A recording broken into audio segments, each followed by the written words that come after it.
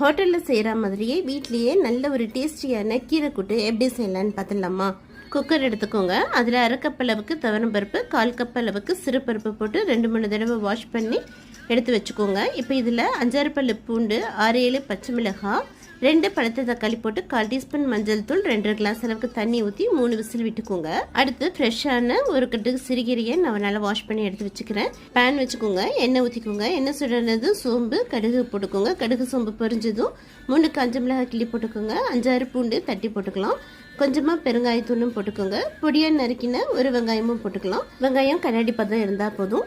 இப்போ நம்ம கட் பண்ணி வச்சுருக்கிற சிறுகீரையை போட்டுக்கிறேன். சிறுகீரை, அரைக்கீரை, முருங்கைக்கீரை எந்த கீரைனாலும் இந்த மாதிரி நீங்கள் பண்ணிங்கன்னா நல்ல டேஸ்ட்டாக இருக்கும். 1/4 டீஸ்பூன் அளவுக்கு உப்பு போட்டு வதக்கிக்கலாம்.